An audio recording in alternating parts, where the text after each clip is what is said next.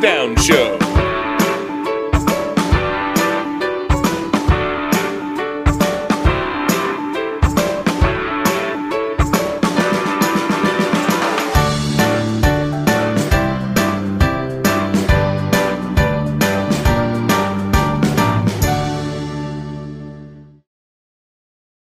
Say Where it. you going from? Say it. Say what? Now for your next segment. Perfect. Are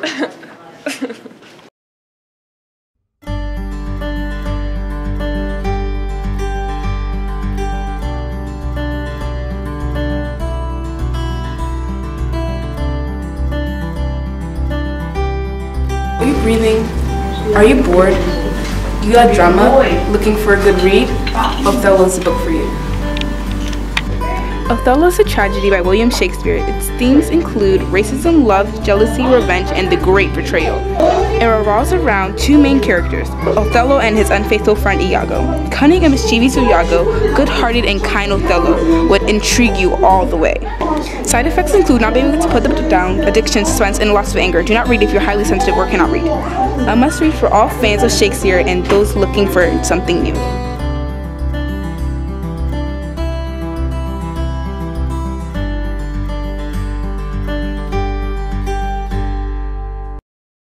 How much wood would a woodchuck chuck if a woodchuck could chuck wood?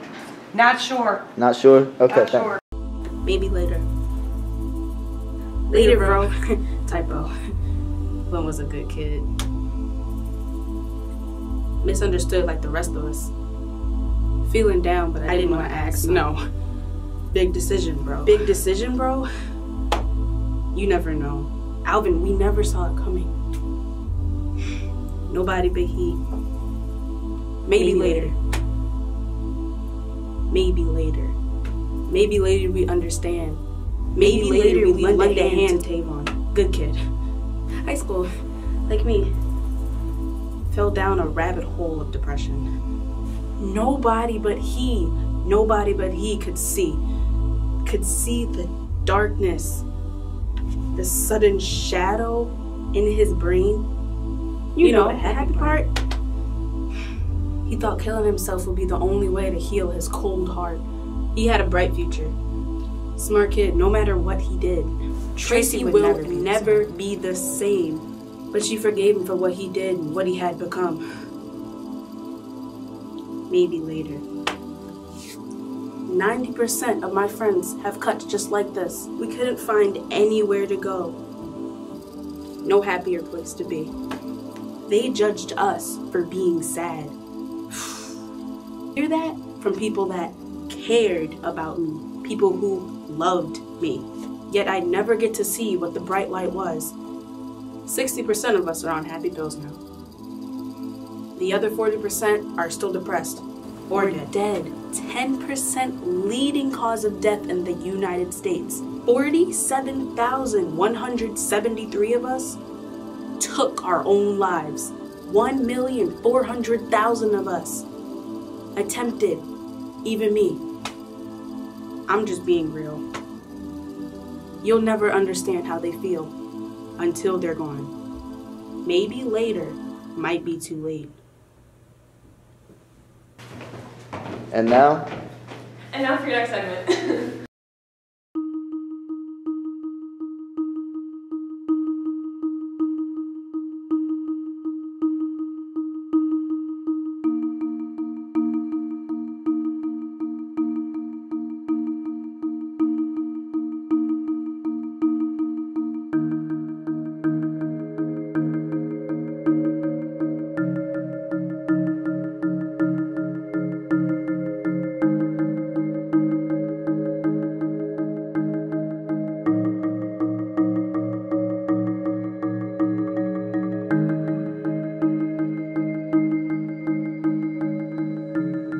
Water, a natural resource for all life, makes up 71% of our planet. We swim in it, we bathe in it, and drink it.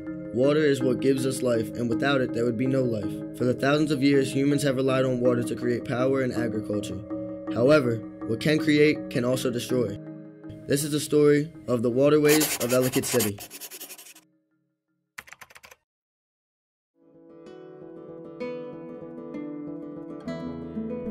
Ellicott City. The community in Howard County, Maryland, was first founded by the Ellicott brothers in 1772. Residents historically utilized the Patapsco and Tiber rivers to turn mills and generate electricity. Today, this historic downtown, known as Old Ellicott City, is a tourist spot for shops, restaurants, and other residential properties. So originally, when the town was established in the late 1700s, the people here built their homes and community along the Patapsco River. So the town that you see today didn't exist. And when the Patapsco River would flood, it would destroy the town. And so for several floods, the townspeople were rebuilding, and then they finally recognized, like, this is not solving our problem. We need to move the town. And that's when the town began to work its way up Main Street as we know it today.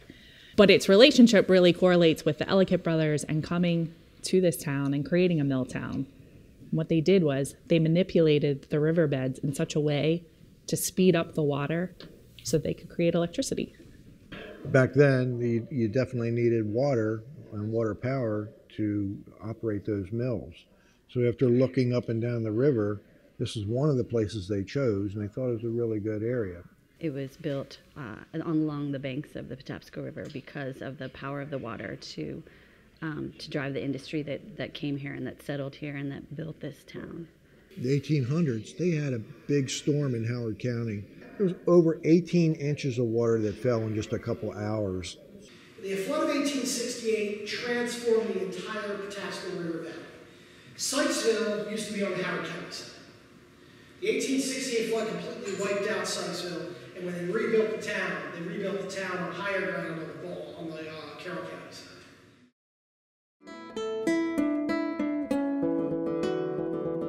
Well, unfortunately, we knew what we were doing.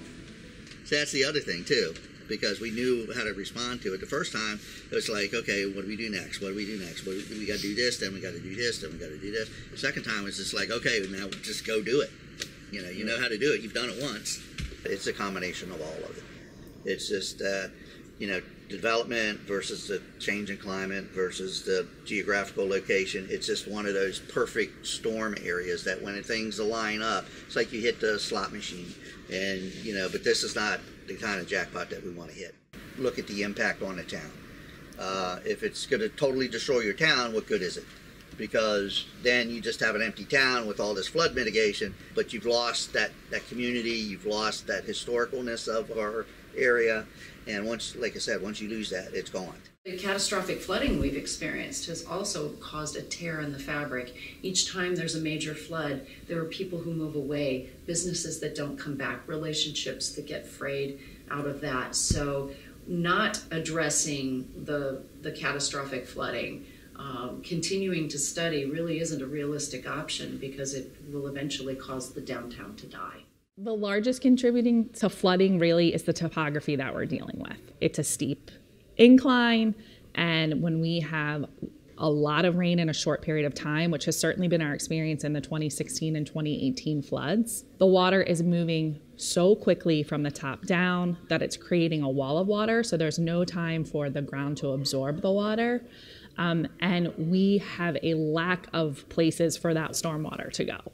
We don't have appropriate management in place. And even today, let's say, for instance, we did have what would be classified as appropriate stormwater management, we still wouldn't have enough to hold back the amount of water that these microstorms are creating over our community. Main Street is nothing more than a big chute going down. And so when that water started getting, 2, 3, 4 inches on Main Street at the top, and then it got more and more and more because it started clogging the different parts behind the houses, and it just continued to overflow into Main Street.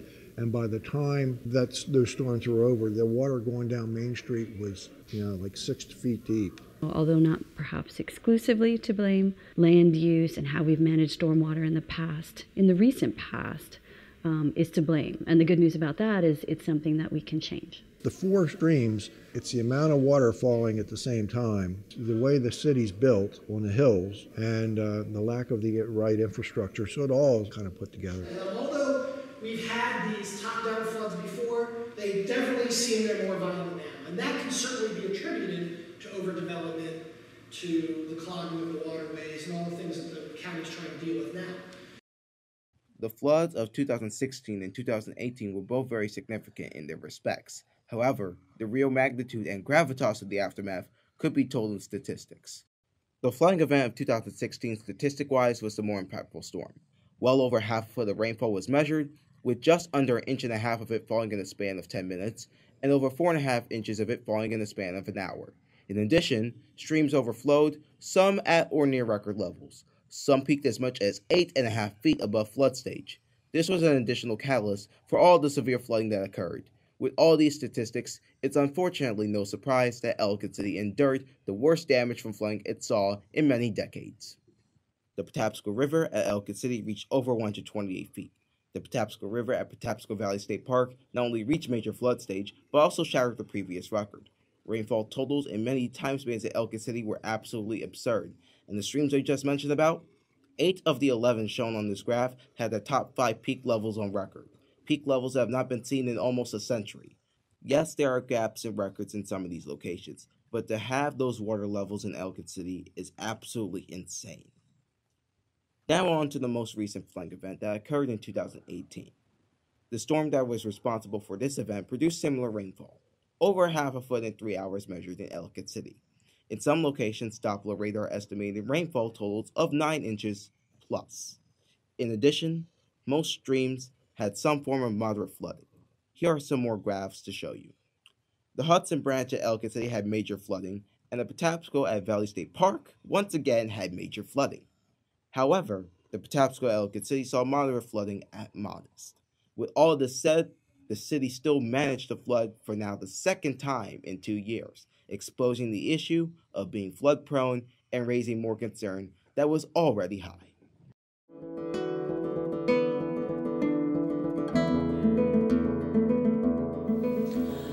I don't have much hope for it. I mean, with what they were talking before about when they were going to tear the buildings down, it still wasn't going to stop the town from flooding. The same amount of water, in my opinion, would still come down. And it's just that it would destroy the buildings if they're gone. But unless they do something at the top of the hill to take care of the water, I forget what they call them, those, not reservoirs, they're like a dam. They dig a big hole for the catch the water before it comes down here. I mean, I don't have much faith in that right now. Only 4 people died in the last 2 floods, but that's 4 people too many. And so creating an environment where we look at the realities of climate change, the realities that these storms are getting stronger, more frequent, and adjusting the buildings and the landscape down there so that we can accommodate and adapt to this changing environment until we really take climate change seriously. The most important thing is that we're at a time. We're running a time crunch. So you don't act for the sake of acting. You don't act out of panic. You don't act out of desperation. You don't let that cloud your vision as to what's best. The plan that was in place only decreased the water heights by about 2 feet. And that's not sufficient. That is not an answer. We're looking at all alternatives. They've got to take this much further or this town is doomed. As of the making of this film, there's no final plan to mitigate floodwater in Ellicott City. The Kittleman plan to remove historic buildings has been largely set aside, reopening the debate. The new Howard County Executive Calvin Ball plans to bolster Howard County's emergency public alert system, increase debris removal from streams, and construct upstream floodwater retention facilities. While many shops and businesses remain closed and many historic buildings have their fates undecided, some have reopened and are trying their best to survive the ever-present fear of yet another flood.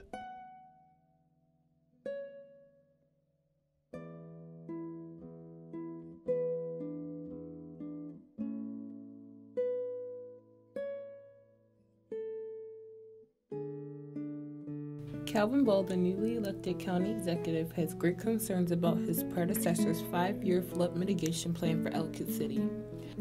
In a WTOP interview, Ball said, "I want to make sure people feel safe in Ellicott City. Work towards getting as much of the water off the streets as quickly as possible, while still preserving the historic character and nature that makes Ellicott City a destination." In all sincerity, Ball says, "I want to make sure that to the extent possible, we can meet all of our goals, which include preserving the historic nature of some of those buildings."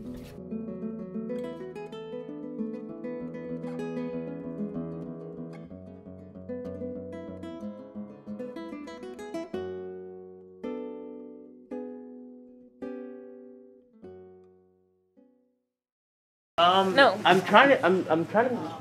Say it. Say what? Now for your next segment. No, I don't want to. Okay, wait, really? I don't want to. And now for your next segment.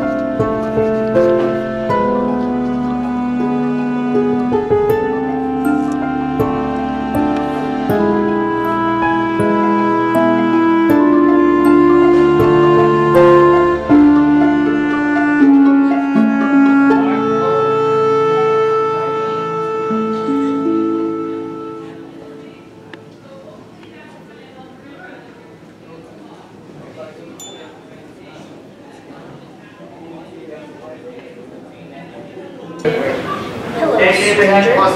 I need your help fast. Oh. Alright. Yes. Here is what I'm looking for. Positive for x squared. I'm going to write that right under this. Oh.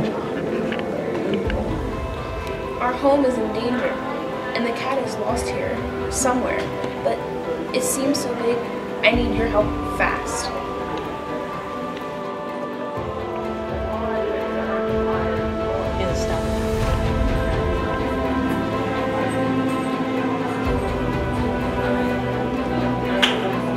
I'll do it.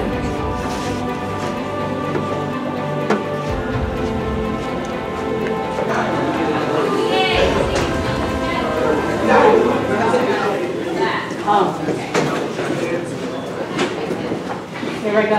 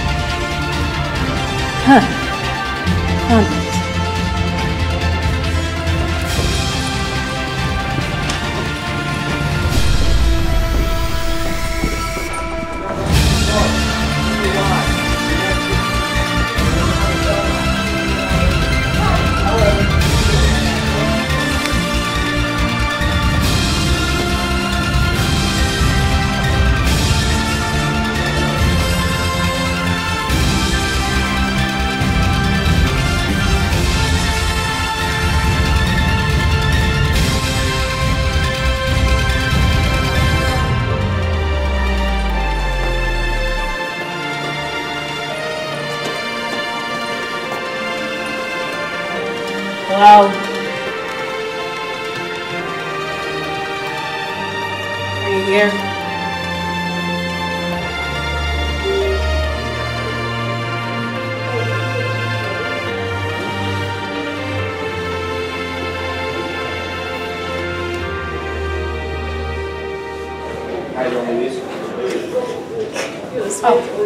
Here.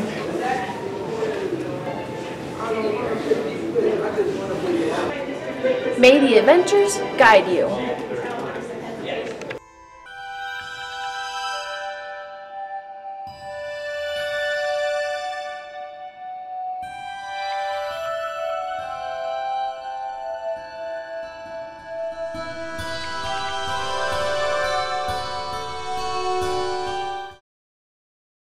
What's your name? You know, I'm Big Wayne, man.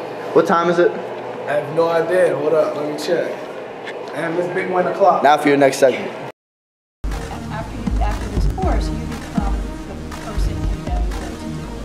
And you become the person who is going to take charge of the scene, and that's really important too, okay?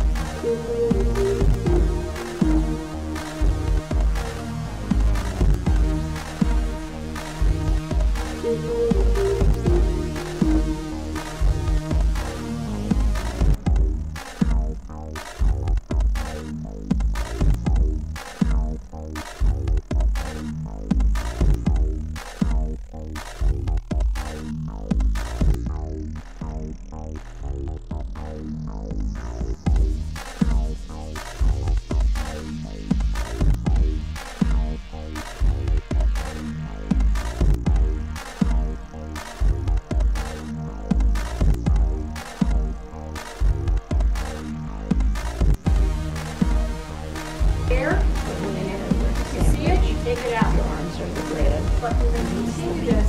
They come over this way. So, not attack. Not attack. And this is called chest. You want to get that thing out. So really hold the head. You can show the leg. You've got it signed from underneath. Now turn it over. Chest thrust. See, over there. Continue this until something comes out. If this baby thing goes limp, completely limp, put it on flat on the surface, and what are we going to start? CPR. So we're going to start from crash base. Each time we go to give a breath, we're going to see if we can see that. Lock it.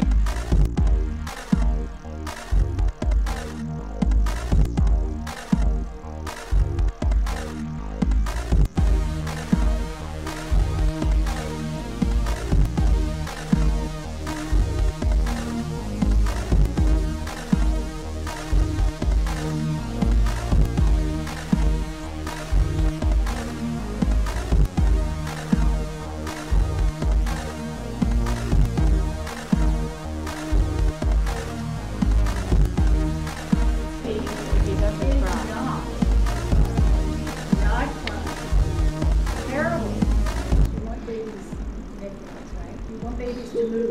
Once you do that, you want babies to move around, to show a response of some kind, right? So this baby probably needs CPR. Again, you think it's a heart attack? Probably not. What kind of problem is it? Not a heart attack, but what? Breathing. Some kind of a breathing problem. Maybe no choke. Maybe he's choking, but some kind of a breathing problem, right? And it might be just a temporary. I mean, it might be, maybe it's, they don't sleep like this. Maybe just pulling that head up, putting it in the position for being in the airway. Sometimes that's just enough.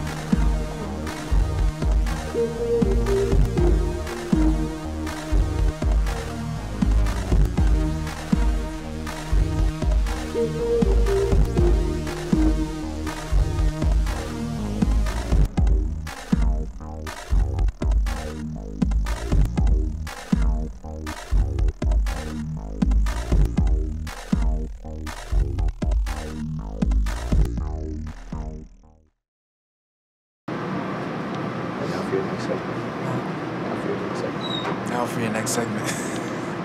The apprentices that go through our apprenticeship program and graduate, they'll have earned 24 college credits with CCBC. So you go through the apprenticeship program, the whole time you're with us, you are considered, you are a college student, you're earning college credits just for being in the apprenticeship program. And at the end of 4 years, you'll earn a credential from the state of Maryland.